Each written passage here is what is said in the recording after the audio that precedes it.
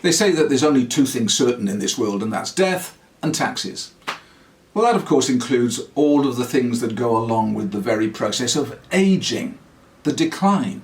But does it have to be that way? You know, when it starts with the obvious, the physical things generally. Maybe hearing starts. And if you go to a specialist, you can get a hearing aid and compensate for that somewhat. And then if sight starts to go, you can go to an optical specialist and get some glasses, and that will help with mitigating that problem too. If it's fitness that starts to go, you can, if you choose to, do the extra effort and do some physical exercise, do some cardio work, and so on. But those are all physical. But what about the mental decline? That's generally ignored. And the decline up here in your brain is often what causes those physical things to start going wrong. It's the root cause. So one of the worst things that happen is when someone starts to fall. They lose their balance and coordination. And you know, by the time you're 80, statistically there's a 50% chance you will fall at least once per year. And that very fall can often start a spiral of decline.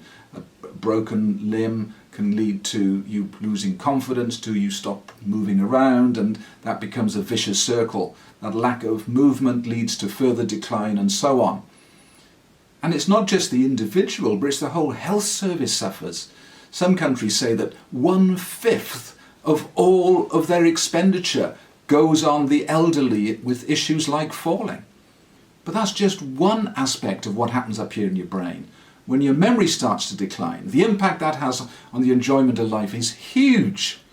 It's not just forgetting where your keys are and forgetting birthdays and so on. It becomes very often more serious than that. A decline in balance and coordination, decline in memory and other things, leads then to a decline in your confidence.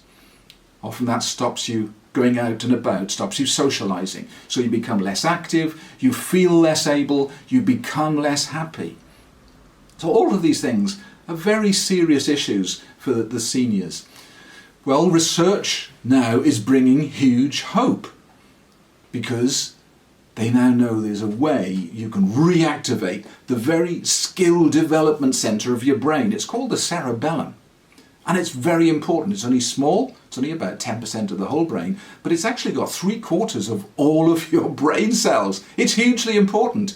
And when that's made connections, that's when you've got abilities, faculties, skills. When those connections begin to fade, that's when you start to go downhill. So many of those physical things that you experience in decline are caused by your brain. But nobody focuses on that. Well, we can today, because this research has shown us that there's certain specific, carefully chosen exercises that target this skill development center that create new cells, more new cells, creates plasticity. Yes, it was believed for many years that plasticity in the brain, in other words, the readiness for the brain to learn new things, make new connections, faded as we grew out of our youth.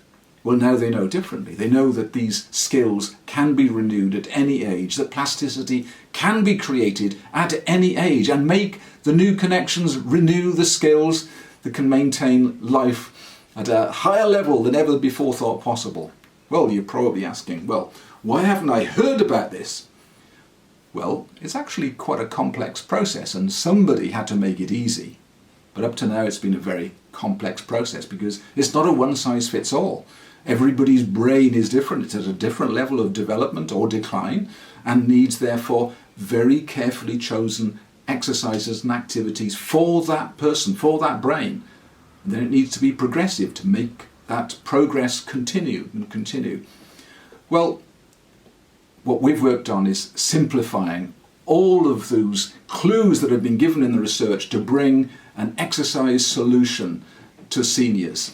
And it's all about stimulating the cerebellum, the skill development center of the brain. And it's not cardio exercises either. It is brain challenging exercises, but you can do them. You can do them at home.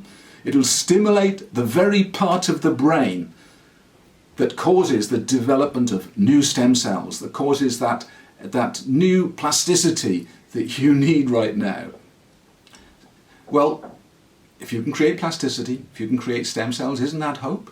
if you can repair or replace those key connections to give you back the key faculties you need, maybe it's your balance and coordination, maybe it's your memory, isn't that going to lead to many years of happy, active life?